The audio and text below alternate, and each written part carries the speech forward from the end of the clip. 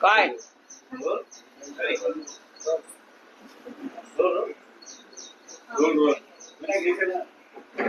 तर आज संपत्तीने जिल्ह्यात आलं की महाराजांची समाधी मात्र बच्चूकडूंचं म्हणणं आहे जेव्हा उद्धव ठाकरे राष्ट्रवादी एकत्र गेली तेव्हा कोणत्या काय म्हटलं ते की जेव्हा राष्ट्रवादी असेल तेव्हा एखादी महाविकास आघाडी कधी कोणाचं काय बोलत नाही, पण आम्ही कुठे म्हणतो की त्यांच्या विलिनीकरणासंदर्भात आम्ही एक सत्यस्थिती मांडली आणि राष्ट्रवादीचं कोणते विलिनीकरण झालं नाही, महाविकास आघाडीचं झालं नाही.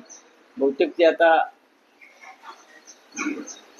दुसऱ्या पक्षात गेल्यामुळे त्यांची भूमिका बदलली असते. हा विषय आजच्या चर्चेचा नाहीये. बोला. अशोक खराब प्रकरणामध्ये रुपाली चाकणे प्रतिभा चाकणेंना ईडीचा समन्स पाठवण्यात आलेला आहे. ते कोणाला जायचं ते मी काय बोलतो, काय वेगळा प्रश्न असेल. ज्या प्रकारे गोंधळ झाला मुंबई पुणे एक्सप्रेस हायवे मध्ये मिसिंग लिंक, या मिसिंग लिंकच्या दरम्यान जी काही ट्रॅफिक जाम झाली त्याच्यानंतर मुख्यमंत्र्यांनी काल सुप्रिया सुळेंची माफी मागितली. बघा, सुप्रिया सुळेंची माफी मागितली त्या खासदार आहेत. हजारो लोक रस्त्यावरती अडकले. त्याच्यामध्ये मुख्यमंत्र्यांचा दोष आहे का? नाही. त्याच्यामध्ये नियोजनाचा आणि आपल्याकडे अजूनही जे व्हीआयपीसाठी सगळं काही करायचं, व्हीआयपींच्या सोयीसाठी सगळे आखणी करायची, ही जी प्रशासनाची मानसिकता आहे त्याच्यामुळे अशा प्रकारच्या घटना. एका राज्याच्या मुख्यमंत्र्यांनी त्यांना सांगितलं नाही ना की तिथे बैल कापा, एक बैल कापला ना, किंवा रस्ता अडवा, हे का मुख्यमंत्र्यांची सूचना नसतात. हे प्रशासन काही गोष्टी परस्पर करतं. अशा प्रकारचे उद्घाटन सोहळे हे सोप्या पद्धतीनं करणं गरजेचं असतं, जेव्हा लोकांना त्रास होणार नाही.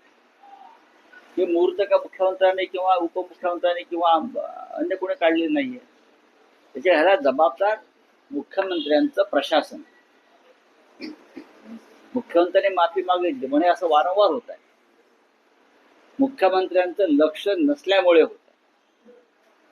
कशा करता एवढा शो करायची गरज होती? आहे ना, केलंत ना तुम्ही केलंत ना, तुम्ही करून दाखवलंत ना, लोकांना कळलं तुम्ही केलंय. हे तुम्ही केलंय, हे लोकांना कळलंय, बाबा तुम्हीच केलंय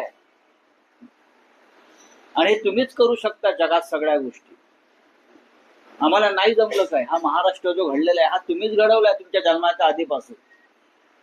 हे सगळं जे आहे, जायकवाडी असेल, हे मुंबईचे त्या काळातले 56 पूल असतील, झोपडपट्टी पुनर्वसन योजना बाळासाहेबांनी केली ती, किंवा अन्य रस्ते, मुंबई एक्सप्रेस हायवे, फ्रीवे, हे सगळं जे तुम्हाला दिसतंय सगळं हे तुम्हीच केलंय. कालच्या सगळ्या पत्रकार परिषदेमध्ये एकनाथ शिंदे असं म्हणाले की उद्धव ठाकरे मुख्यमंत्री असताना हे काम थांबलं होतं. ते म्हणत होते work from home, stay home, आणि आमचं सरकार आलं त्याच्यानंतर. एकनाथ शिंदे काय बोलतात त्याच्यावर जाऊ नका. उद्धव ठाकरेंच्या काळामध्ये त्यांच्या समोर सगळ्यात मोठं आव्हान होतं महाराष्ट्राचं आरोग्य आणि महाराष्ट्रातील जनतेचे जीव वाचवणं. एकनाथ शिंदेचे सुद्धा जीव वाचले कोविड काळात, ते सुद्धा उद्धव ठाकरेंनी. सगळ्यात मोठं आव्हान होतं माणसांचे प्राण वाचवणे त्या काळामध्ये. असं आव्हान कोणत्या मुख्यमंत्र्यासमोर नव्हतं. बरोबर आहे. हे आव्हान मोठं होतं की झाडं तोडणं, रस्ते बांधणं, हे केव्हाही होऊ शकतं. पण लाखो मराठी जनतेचे प्राण वाचवणं हे सगळ्यात मोठं आव्हान उद्धव ठाकरेंसमोर होतं. एकदा एकनाथ शिंदे यांनी अयोध्येला जाताना गंगा नदीची पाहणी करावी आणि आसपासच्या लोकांशी बोलावं. तिथे किती हजारो प्रेतं कोविड काळात कशी फेकण्यात आली होती महाराष्ट्रावर, की ही वेळ उद्धव ठाकरे साहेबांनी येऊ दिली नाही. याबद्दल उपमुख्यमंत्र्यांनी कृतज्ञता व्यक्त केली पाहिजे. खरं म्हणजे राजकीय मतभेद असले तरी मिसिंग लिंक, हा लिंक, तो लिंक, सगळं ठीक आहे. तर हे किती मोठं काम त्यांनी केलं आणि ते काम घरोडत बसून करायचं. लोकांना घराबाहेर पडून न देणं हे मोठं आव्हान होतं त्या काळात जगभरात. आणि महाराष्ट्रानं ते आव्हान पेललं. जर मुख्यमंत्रीच बाहेर पडले असते तर जनता बाहेर पडली असते आणि माणसांचे बळी गेले असते. यांना कळतं का? नाही कळत त्यांना हे, म्हणून ते असं बोलतात. काल गॅसचे भाव वाढलेले आहेत. पुन्हा एकदा निवडणूक संपताच गॅसचे भाव वाढले. येणाऱ्या काळात आणखी भाव वाढण्याची शक्यता नक्कीच. नक्कीच प्रवास महागणार आहे. प्रवास महागतोय. हवाई प्रवास महागणार, बोटीचा प्रवास महागणार, रस्त्यावरचा प्रवास महागणार, जिथे जिथे पेट्रोल डिझेल आणि इंधनाची गरज आहे ते सर्व महागणार आहे. मोदी जे म्हणतात सब कुछ ठीक आहे, ते सब कुछ ठीक नाही. ते फक्त सब कुछ ठीक पश्चिम बंगालच्या निवडणुकांचं मतदान होईपर्यंत सब कुछ ठीक असतं. आता यापुढे नाही. जे काही अंदाज मांडले जातात पश्चिम बंगालचे या सगळ्या संदर्भात काय वाटतं तुम्हाला? कारण ममता बॅनर्जी या 180 ते 185 विधानसभा जिंकून बहुमतानं पुन्हा सत्तेत येतील. अमित शहाना आत्मविश्वास आहे. अमित शहाना आत्मविश्वास कोणताही असू शकतो. आत्मविश्वासाला काय कुठलं कुलूप लावलेलं नाही ना. फसफसणारा आत्मविश्वास आहे. माणसानं खोटेपणाचा कळस गाठला की माणसाचा आत्मविश्वास वाढतो. त्यांच्या आत्मविश्वासाला झालं काय? पण ज्याने ममता किंवा त्यांच्या कार्यकर्त्यांनी ज्या प्रकारचं कार्य केलेलं आहे, काम केलेलं आहे, मला असं वाटतं, मी जी माहिती घेतो की ममता बॅनर्जी यांचा विजय व्हायला हरकत नाही. MSRDCचं एक वेगळं कोइन्सिडन्स पाहायला मिळतंय. तुम्ही त्याच्याबद्दल काल एक्सपोज देखील केली आहे की खासगी जमिनी घ्यायच्या, त्याला ग्रीन करायच्या आणि पुन्हा एकदा त्यांना द्यायच्या. काही कोइन्सिडन्स त्याबद्दल तुम्ही बोला. एक रिक्लेमेशन केलं वांद्रा खाली सिलिंग जवळ 56 एकर जमिनीवर, जी हरितकरणासाठी जमीन ठेवली होती. तो ग्रीन झोन होता, तो गौतम अडाणींना देऊन टाकला. बरोबर आहे. आणि आता ग्रीन झोन साठी इतर जमिनींचं ऍक्विजिशन करताय. हा काय प्रकार आहे? असं मी विचारला, काय प्रकार आहे? कोणाचे पैसे तुम्ही उडवताय? जी जमीन होती आमची ती तुम्ही गौतम अडाणीला दिली आणि मग आता तुम्हाला नियमानुसार जो ग्रीन झोन तिथे करायचा आहे त्यासाठी तुम्ही इतर जमीन अक्वायर करताय. हा नालायकपणा आहे. सर, एकंदरीत काल पाहिलं गेलं की काल जे महाराष्ट्र दिन होता, ज्या हुतात्मा चौकावर सगळे जाऊन तिकडे अभिवादन करतात, तिकडे सजवलं देखील जास्त गेलं होतं. याबद्दलचा प्रश्न मनसे अध्यक्ष राज ठाकरेंनी उपस्थित केला. कशा गोष्टीकडे बघतो? काल मी काय वेगळं सांगत होतो, आपण जाऊन अवस्था बघा कसे तडे गेले. हुतात्मा स्मारकाला तडे गेलेले आपण जाऊन पहा, मी काल सांगितलेलं. महाराष्ट्र दिनाविषयी आस्था असायला पाहिजे ना. तुम्ही त्या मिसिंग लिंकला गेलात, हो, त्या सी लिंक मिसिंग लिंक हे सगळं ठीक आहे, पण ज्या 106 हुतात्म्यांनी हा महाराष्ट्र निर्माण केला त्यांचं स्मरण करण्याचा कालचा दिवस होता. त्यांच्या स्मारकाला शासनातर्फे महापालिकेतर्फे सजावट करणं गरजेचं होतं. संपूर्ण परिसर तो केला का? आणि जे त्यांच्या पक्षामध्ये स्वतःला स्वयंघोषित शिवसेना म्हणून जे बसलेले आहेत, बाळासाहेब ठाकरेंचे विचार वगैरे घेऊन असं म्हणतात मंपक लोक, त्यांना तरी असं वाटलं का की आपण केलं पाहिजे?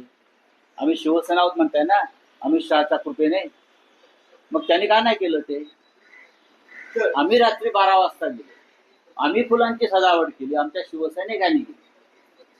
सर, सजावट गैस महंगा हो चुका है, इलेक्शन खत्म हो गया, एलपीजी गैस महंगा हो चुका है. अब सब कुछ महंगा हो जाएगा. जब तक वोटिंग नहीं होता है तब तक सब कुछ ठीक रहता है मोदी के काल में. अब वोटिंग खत्म हो गया है, अब एलपीजी महंगा हो गया, अब पूरा ट्रैवलिंग महंगा हो जाएगा, यातायात महंगे हो जाएंगे, हवाई जहाज की टिकट महंगे हो जाएंगे, सब कुछ महंगा हो जाएगा. और मोदी बोलेंगे ये तो अब अंतर्राष्ट्रीय व्यवस्था है और स्थिति है. कल तो नहीं कुछ नहीं, सब कुछ ठीक है हमारे यहाँ, पूरा भंडार पड़ा है ईंधन का. कहाँ है? कौन पूछते आपको? सर, पश्चिम बंगाल में 15 पोलिंग स्टेशन पर जो है रीपोलिंग होने वाली है ईवीएम की गड़बड़ी को लेकर. ईवीएम की गड़बड़ी देश में हर जगह हो रही. महाराष्ट्र में हो गई, आसाम में हो गई, लेकिन पश्चिम बंगाल में तृणमूल कांग्रेस के कार्यकर्ता जागरूक है, इसलिए रीपोलिंग हो रहा है. जिस तरह से ममता बनर्जी और उनकी पार्टी चुनाव आयोग के भ्रष्ट कारोबार के साथ संघर्ष कर रही, तो उनको रीपोलिंग करनी पड़ी. चलो मिसिंग लिंक मिसिंग लिंक को लेकर सांसद सुप्रिया ताई भी जो है उस ट्रैफिक में फंस गई. देखिए, एक सांसद फंस गई थी, ये ठीक है, लेकिन हजारों लाखों लोग वहां फंस गए थे, 5-5, 6-6 घंटा, 7-7 घंटा। ये जो शो ऑफ कर रहे हैं हमारे सरकार के लोग, हाँ, उसकी वजह से हो गए। मैं सीएम को दोष नहीं दूंगा, लेकिन उनका प्रशासन जो चमचेगिरी में बिजी है पूरी तरह से, ये चमचेगिरी है। क्या आप करो ना, सादगी से करो ऐसे प्रोग्राम। लोगों को मालूम है आपने किया है, हमने कहा किया, हमने किया है, आपने किया है भाई सब कुछ। देश के स्वतंत्रता संग्राम में आप नहीं थे, फिर भी आपकी वजह से देश को स्वतंत्रता मिल गई है। महाराष्ट्र की किसी लड़ाई में आप नहीं थे, फिर भी हम कहेंगे बाबा आप थे, हैं, आपके लोग मारे गए, हमारे लोग नहीं मारे गए 106, आपके लोग थे जनसंघ वाले। अरे ये नौटंकी बंद करो। आप कहीं नहीं थे देश के और महाराष्ट्र के संग्राम में, फिर भी आप श्रेय लीजिए, लेकिन लोगों को इतनी यातनाएं मत दीजिए, इतना मैं कहूँगा। सर, इलाहाबाद हाईकोर्ट ने रोड पर नमाज पढ़ने की पीएलए को खारिज कर दिया है। क्या कहना चाहिए? ठीक है, ग्रीन जोन पे आपने कहा था कि अदानी को दिया जाए, क्या मामला है? देखिए, जो सीलिंग है वहाँ की 56 एकड़ जमीन जो है, जो ग्रीन जोन के लिए रिजर्व की थी, वो गौतम अडानी को दे दी।